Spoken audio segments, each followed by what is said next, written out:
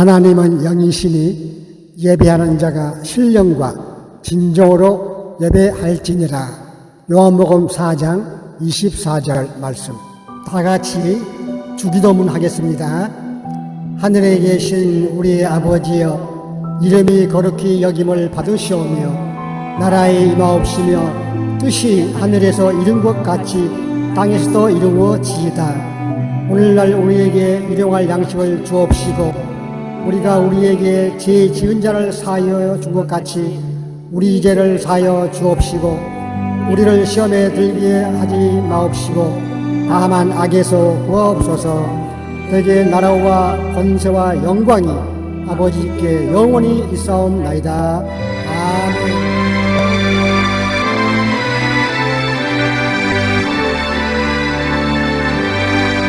기뻐하며 경배하세 영광의 주 하나님.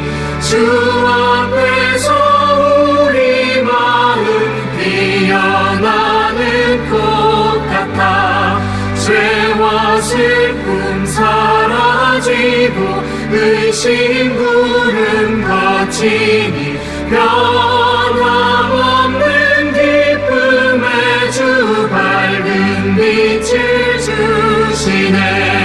땅과 하늘 만물들이 주의 솜씨 빛내고 별과 천사 노랫소리 끊임없이 드러가 물과 숲과 산과 골짜 들판이나 바다나 모든 만물 주의 사랑 기뻐 찬양하여라.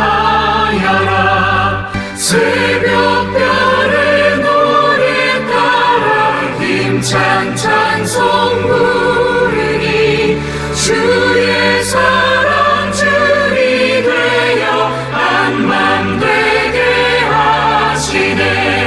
노래하며 행진하여 싸움에서 이기고 승전가를 높이 불러 주께 영광 돌리세. 아멘. 하늘에 계신 하나님 아버지, 죄로 인해 하나님께 가까이 갈 수 없고 영원히 멸망의 길로 갈 수밖에 없는 저희들을 먼저 사랑하여 주셔서 독생자 예수 그리스도를 보내주시고 십자가에서 못 박히시는 희생으로 저희들을 구원하여 주셨습니다. 주님, 세상은 정말 향해 가고 있습니다. 주님께서 세상을 떠나실 때 제자들에게 말씀하셨습니다. 너희는 마음에 근심하지 말라. 하나님을 믿으니 또 나를 믿으라. 내 아버지 집에 거할 곳이 많도다. 그렇지 않으면 너희에게 일렀으리라.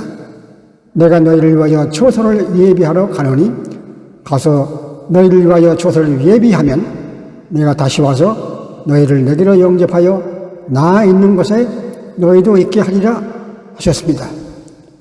우리 주님이 예비해 놓으신 초소는 주님이 계시는 곳이요, 우리 성도들이 영원히 살 집입니다.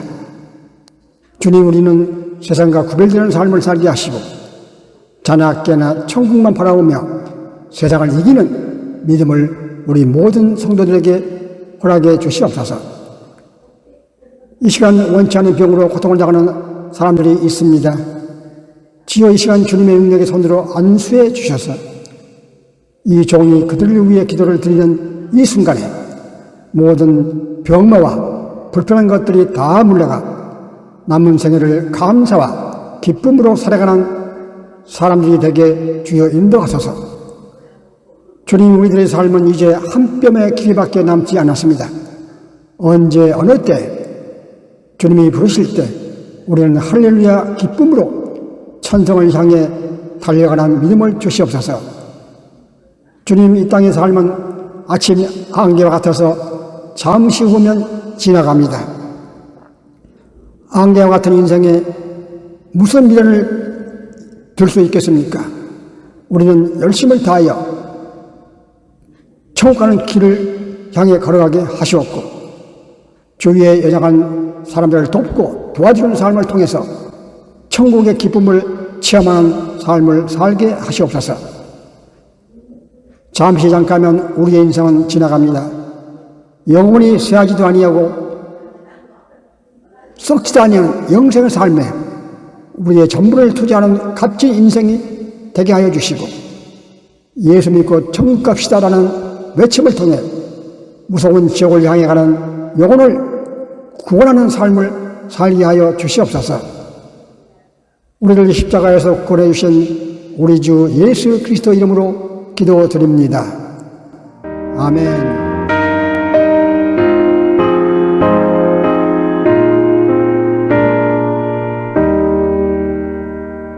주 예수 외면서 떡을 떼사 우리를 먹이어 주신 같이 영생의 양식을 나에게도 풍족히 나누어 주옵소서. 생명의 말씀이 나의 주여 목말라 주님을 찾나이다.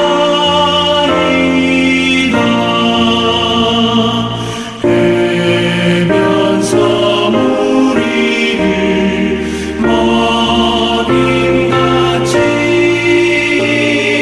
갈급한 내 심령 채우소서. 성령을 내 맘에 보내셔서 내 어두운 영예를 밝히시사 말씀에 감추리 참 진리를 깨달아 알도록 하옵소서. 아멘. 성만찬 예식을 거행하겠습니다. 경건한 마음으로 성만찬 예식에 참여해 주시기 바랍니다.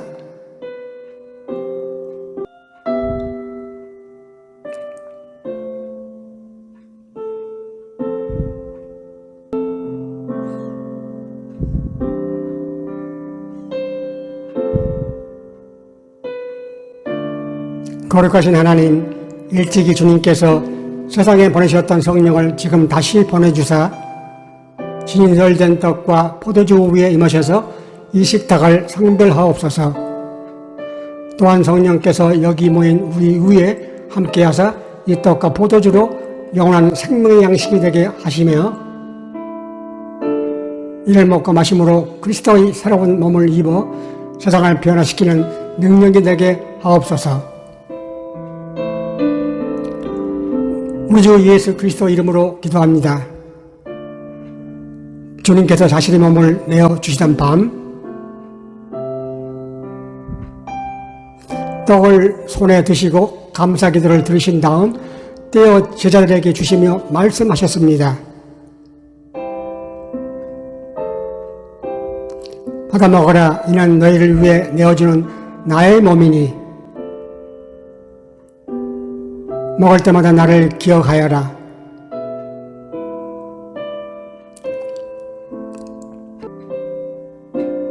식후에 주님께서는 잔을 드시고 감사 기도를 들으신 후에 제자들에게 돌리시며 말씀하셨습니다. 이 잔을 마시라. 이는 죄 사함을 얻게 하려고 많은 사람을 위해 흘린 새 언약의 피니, 이를 행할 때마다 나를 기념하여라.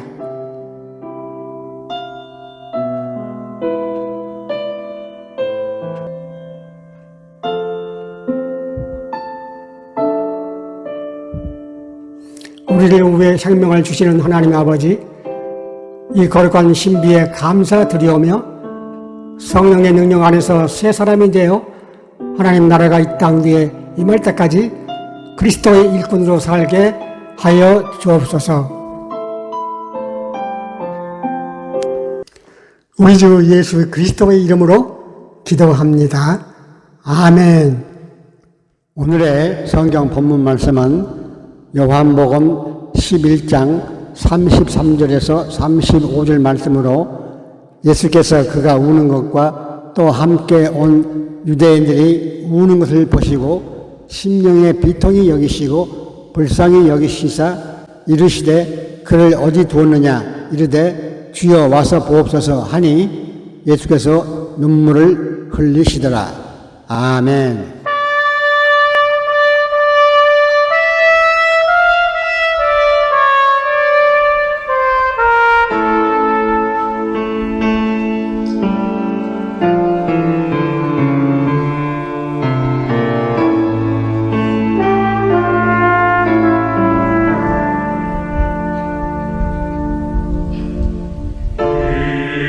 세상 나그네길 지나는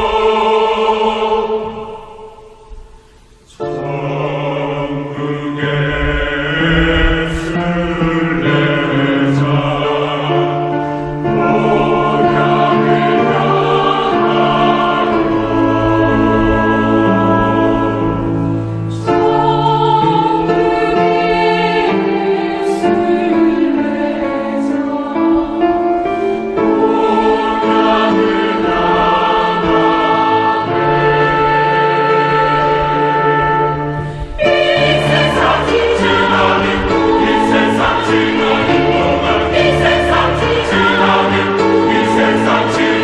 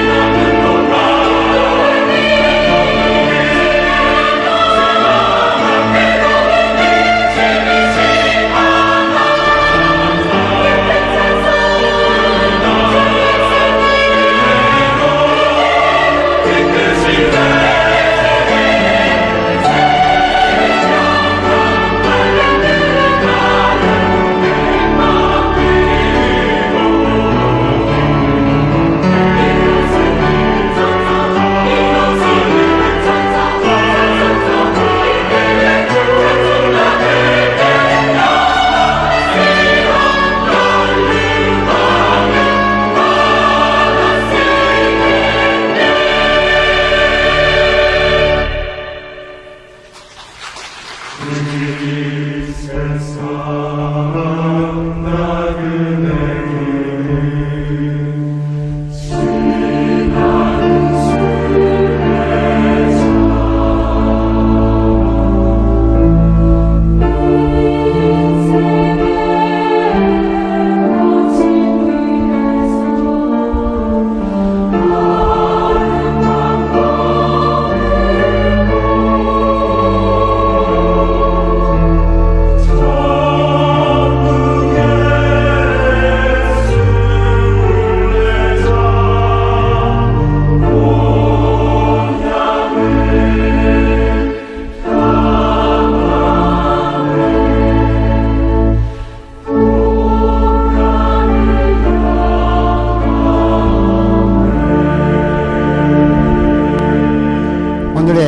설교 말씀은 예수님이 우신 이유라는 제목으로 김윤성 목사님께서 말씀해 주시겠습니다. 예수님께서는 이 땅에 메시아로 사시는 동안에 죽었던 사람 3명을 살리셨는데 그 중에 한 사람이 베다니의 마르다와 마리아의 오라비인 나사로입니다. 그런데 나사로를 살리는 대목을 읽어보면 좀 이상한 말씀이 하나 있는데 그건 예수님께서 우셨다는 말씀입니다. 요한복음 11장 35절에 보면 예수께서 눈물을 흘리시더라고 되어 있습니다. 아니, 사람이 죽었으니까 우시는 거지, 그게 자연스러운 건데 왜 이상하다고 하나, 이런 생각을 하실 분도 계실 겁니다. 그게 이상하다는 건 이런 이유입니다. 오라비가 죽었는데 마르다와 마리아가 할 수 있는 게 뭐 있나요? 아무것도 없죠. 그러니까 인간들은 사랑하는 이를 떠나보내면서 무능함과 연약함 속에서 울 수밖에 없는 것이죠. 우리도 사랑하는 분들을 보내면서 울지 않습니까? 슬프게. 그런데 예수님께서는 우리와 다르시다고 하는 겁니다. 그분은 생명이시고 그분은 전능하셔서 죽은 자를 살려내시는 분이시지 않습니까? 그러니까 다른 사람들은 울고 있더라도 예수님은 우시면 안 될 것 같죠. 오히려 우는 사람들의 눈물을 닦아주시면서 마리아, 마르다, 울지 마라, 내가 너희 오라비를 곧 살려준단다. 울지 말래도 이렇게 하셨어야 될 것 같은데 예수님께서는 무덤 앞에서 그녀들과 함께 우셨다는 겁니다. 생명이신 주님께서 왜 무덤 앞에서 우시는지 그게 참 이상하게 여겨진다는 겁니다. 울지 않으셔도 될 주님은 왜 우셨나? 이게 오늘 이 시간에 생각해 보려고 하는 문제 제기입니다. 여러분, 여기서 우리는 예수님과 우리가 다르다는 것을 생각하게 되는데 만약에 우리가 예수님의 입장에 있었더라면 우리는 어떻게 했을까요? 우리는 나사로를 곧바로 살려냈을 겁니다. 울지 말라고 하면서.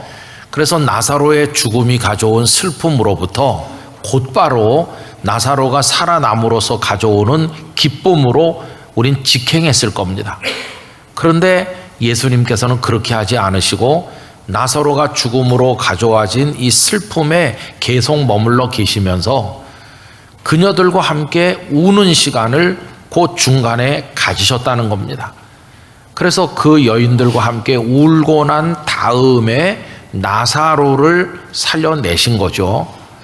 아니, 그렇게 하시면 이 오라비가 죽은 슬픔이 더 오랫동안 연장되는 게 아닌가. 곧바로 살려내시면 슬픔이 사라질 텐데 왜 슬픔과 고통이 이어져 나가도록 예수님은 그들과 같이 우셨을까 하는 생각을 가지게 되는 것입니다.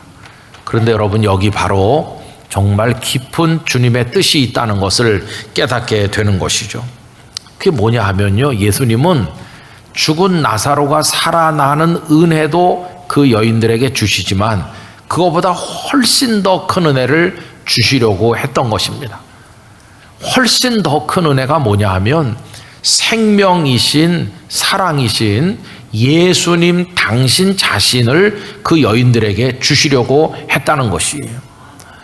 여러분, 이게 금방 잘 이해가 안 되실 수 있습니다. 그래서 제가 예를 하나 들어보려고 합니다.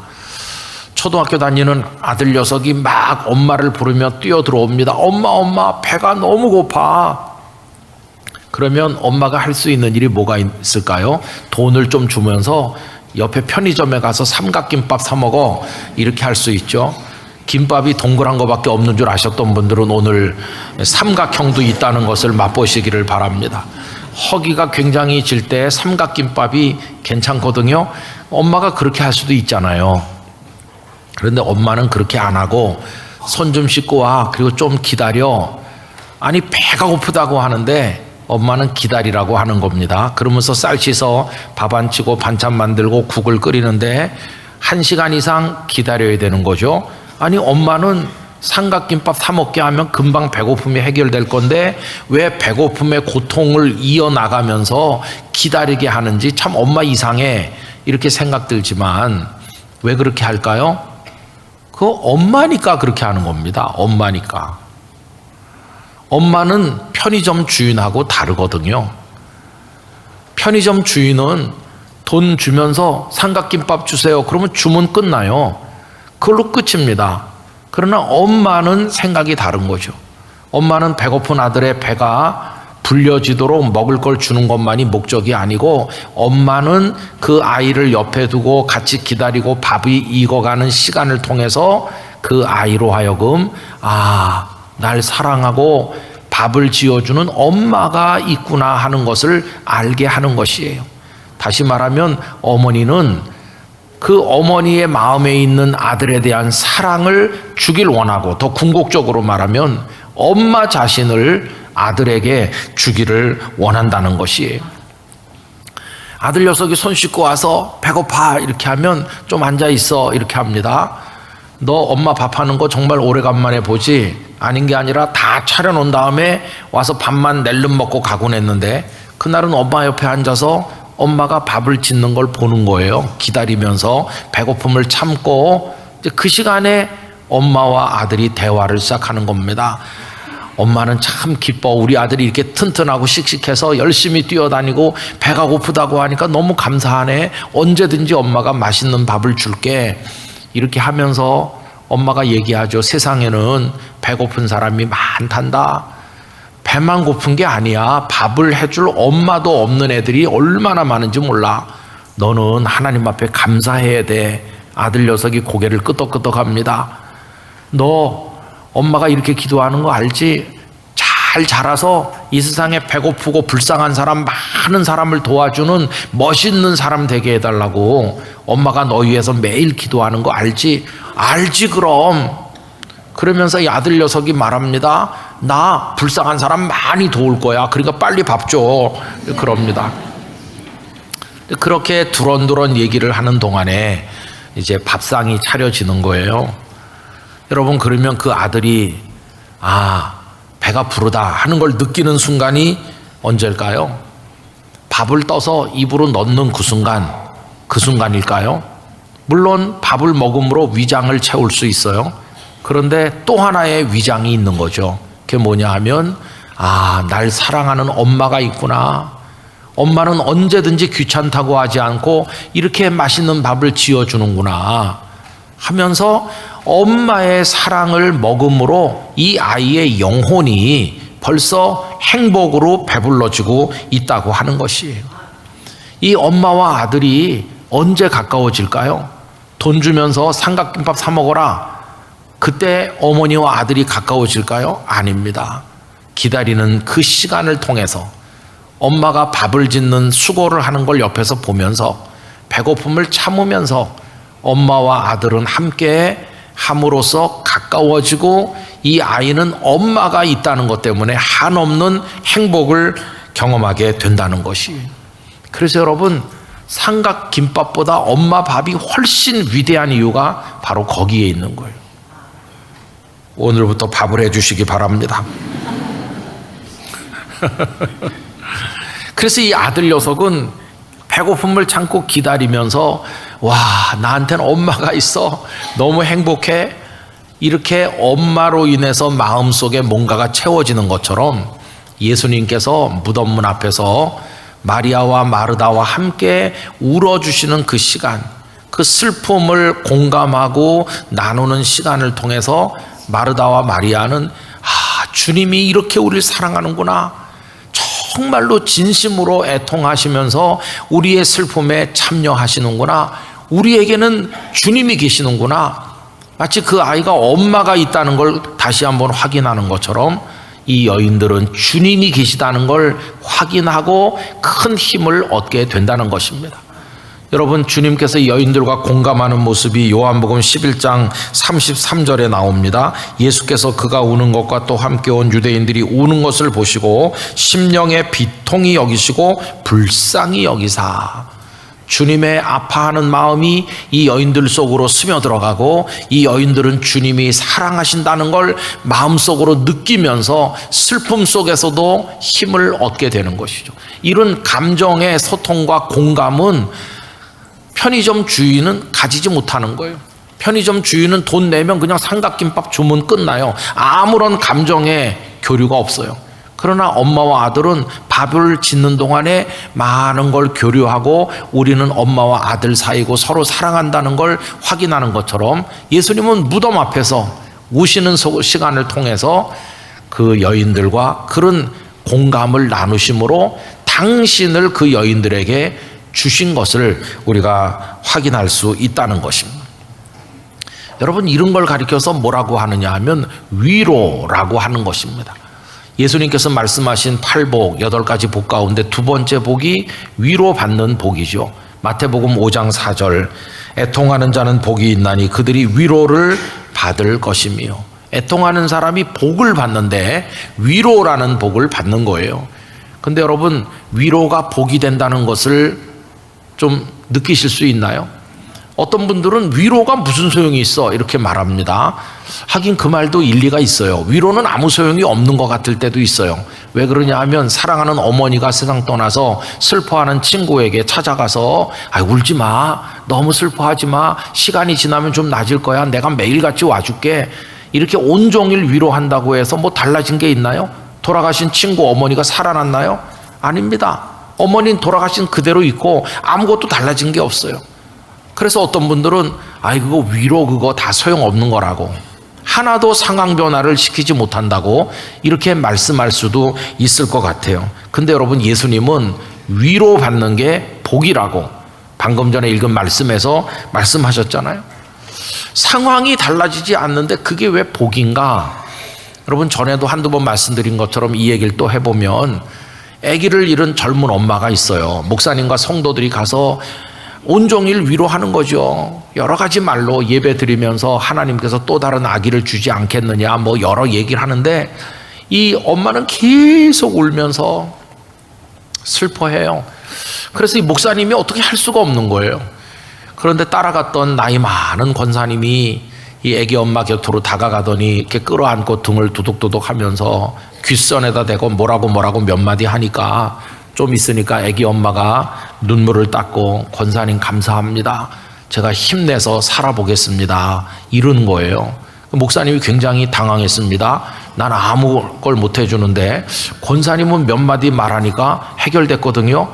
그래서 목사님이 집에 오면서 권사님한테 물어봤다는 거 아닙니까? 권사님, 뭐라고 말했는데 그렇게 됐는지 좀 알려주세요. 그러니까 권사님이, 목사님은 할 수 없는 말을 제가 했습니다.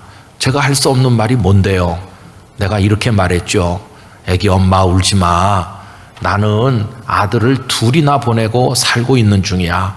하나님께서 나에게 힘 주셔서 오늘까지 살게 하셨으니까 애기 엄마에게도 힘을 주실 거야. 힘내. 이렇게 말했죠. 그러니 목사님네 애들은 잘 자라고 있으니까 내가 하는 말을 목사님은 아무리 해도 못하는 거죠. 여러분, 이 권사님이 그렇게 말씀했다고 해서 위로한 건데, 권사님은 그럼 뭐가 달라졌나요? 그 아기가 살아났습니까? 아닙니다.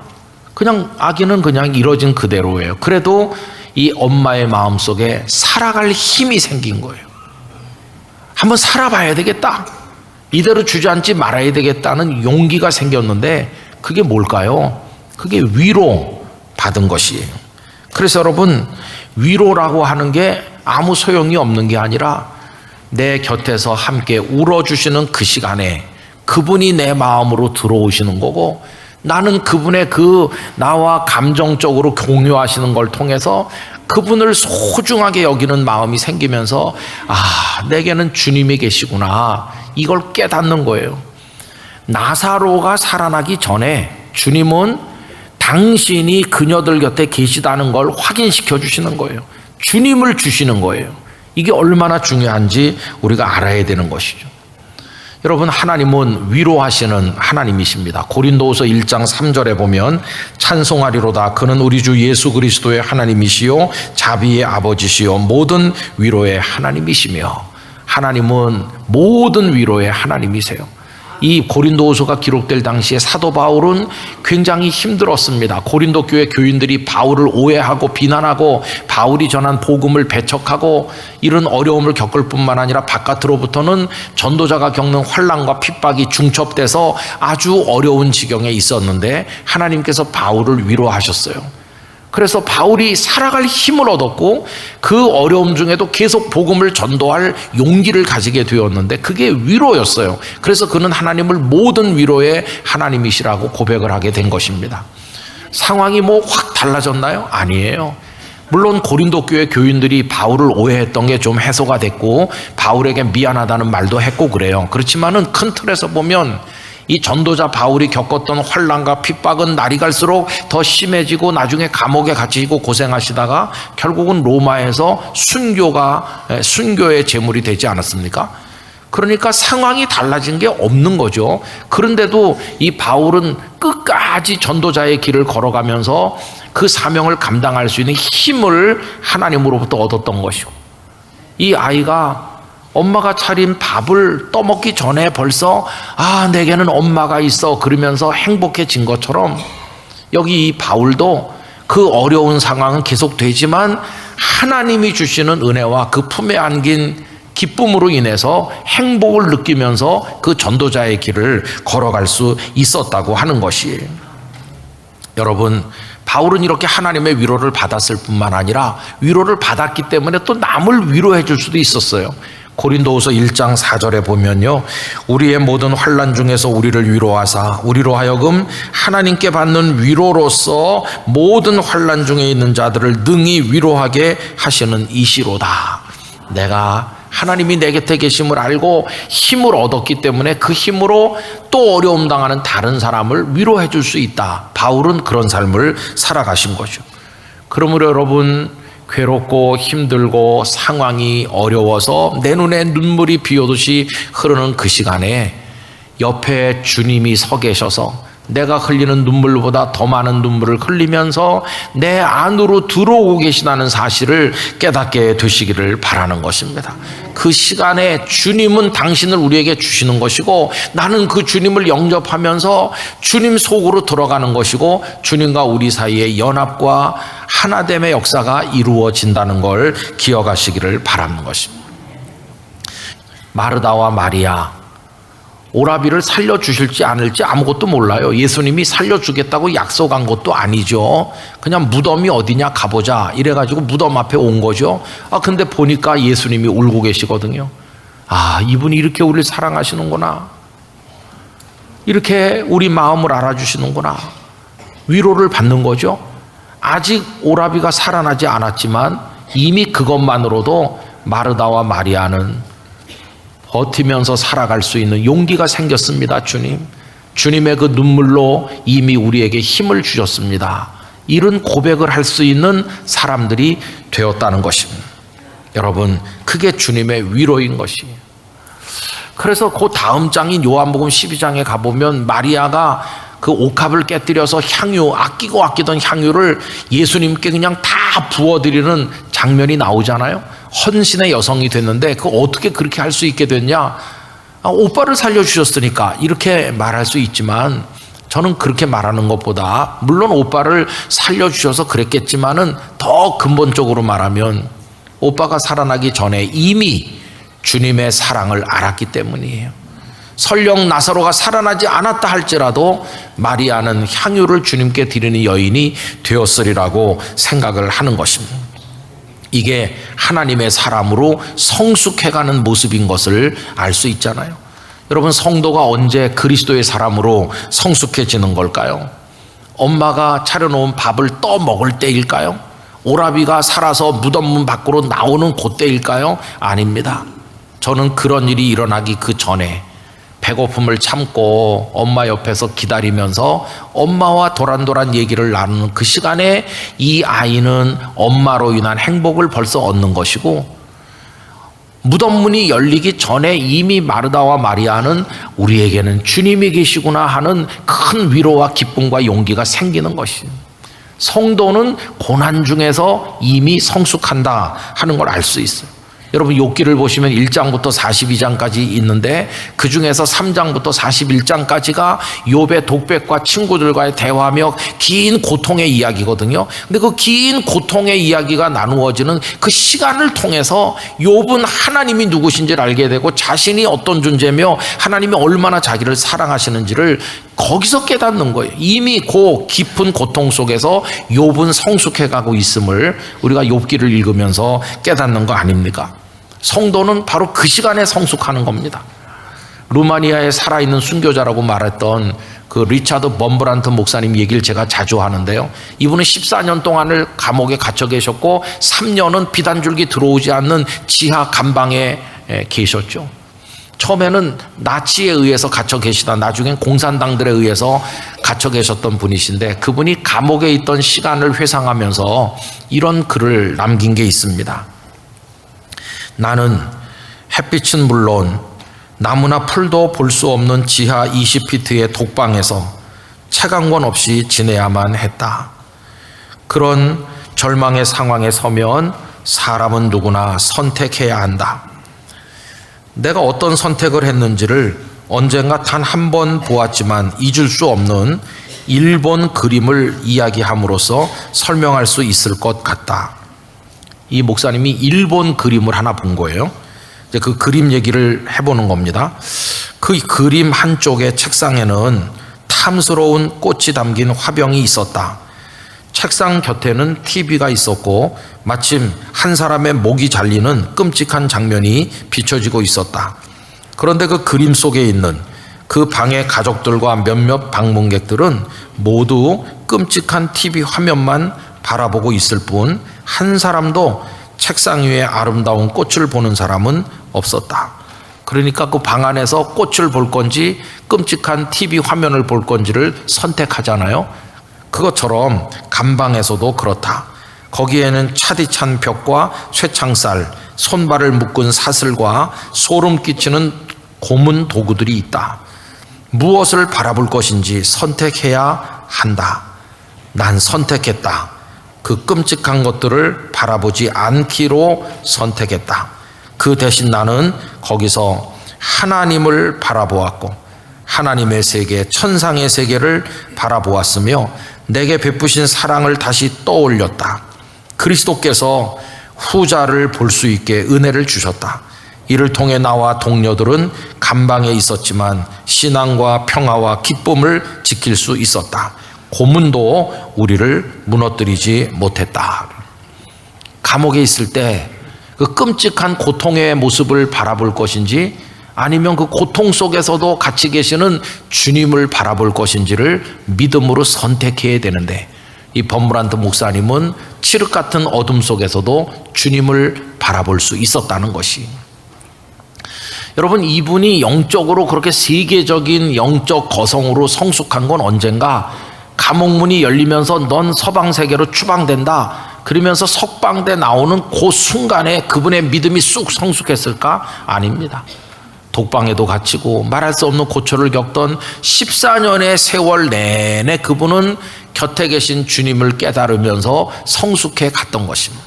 14년 동안 주님은 그 목사님 곁에 있었고 목사님을 위해 울었고 목사님의 영혼 속으로 들어가시면서 나 여기 있다 이렇게 말씀하셨고 목사님은 그걸 깨닫고 주님을 영접했고, 그래서 석방되는 그 순간에 성숙한 게 아니라 14년 동안 계속 은혜를 부어주시면서 계속 그분의 영혼은 성숙해 갔다는 것을 알 수 있고, 그래서 나중엔 어느 정도 성숙했냐 하면 영원히 감옥의 문이 열리지 않아도 나는 당신을 배신하지 않고 당신과 함께 여기 머물러도 얼마든지 행복합니다 라고 말할 만큼 성숙한 것이었어요.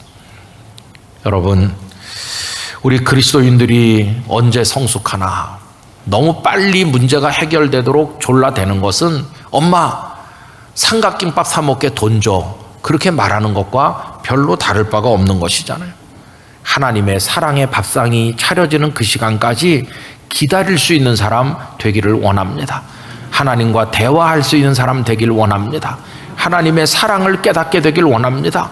하나님이 우리 안에 들어오시는 것을 느낄 수 있길 원합니다. 하나님과 연합되기를 간절히 원합니다. 그러려면 하나님을 바라보고 또 바라보고 구해야 되는 것이죠. 오늘 본문 24절에서 26절을 다 같이 읽어보도록 하겠습니다. 내 심령에 이르기를 여호와는 나의 기업이시니 그러므로 내가 그를 바라리라 하도다. 기다리는 자들에게나 구하는 영혼들에게 여호와는 선하시도다. 사람이 여호와의 구원을 바라고 잠잠히 기다림이 좋도다. 아멘. 하나님을 바라시고 기다리시고 구하시기를 바라는 것입니다. 아직 밥이 채 익지 않아서 기다려야 되지만, 무덤 문이 열려서 오라비가 나온 건 아니지만, 아직 감방문이 열려서 석방된다는 말을 들은 건 아니지만, 그 고통의 시간에도 내 주님 내 옆에서 나와 같이 울고 계시고, 그분 당신을 나에게 주시는구나.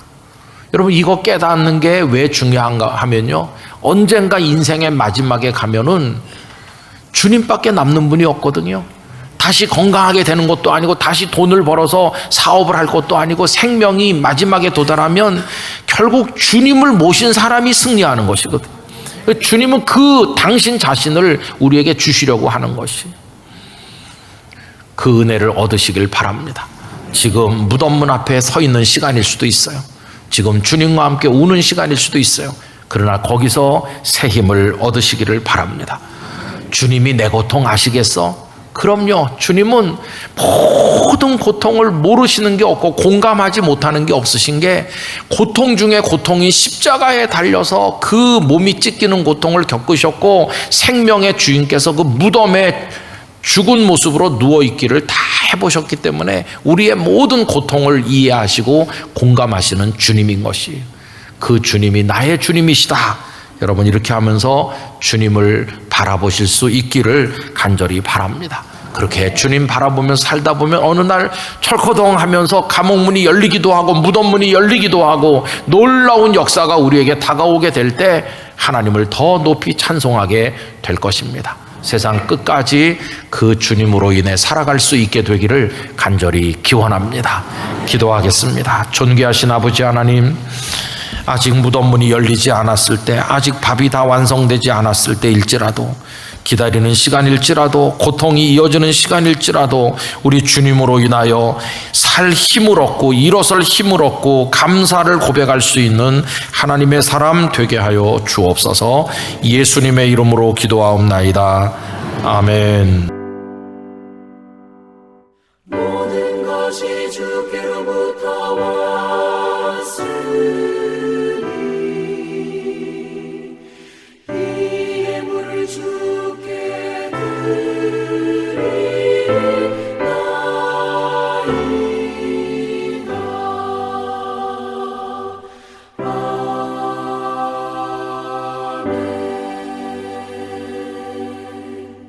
하나님 아버지, 11조와 감사 헌금과 각자의 형편에 따라 드린 모든 예물을 기뻐 받으시고 하나님의 자녀들을 축복하여 주옵소서.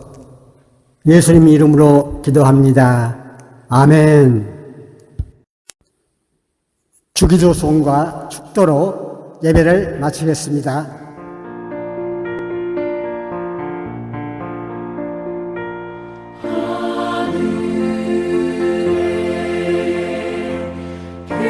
계신 아버지 이름 거룩하사 주님 나라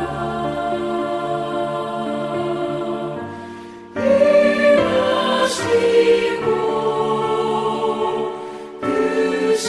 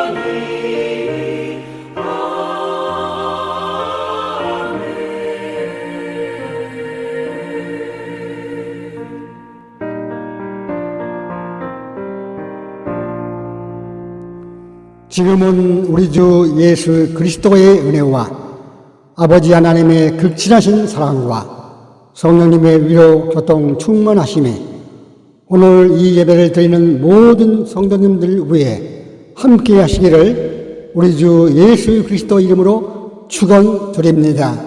아멘.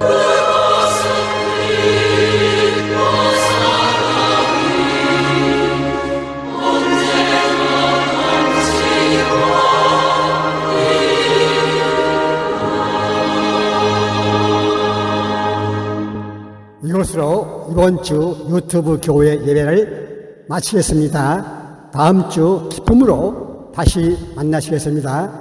할렐루야!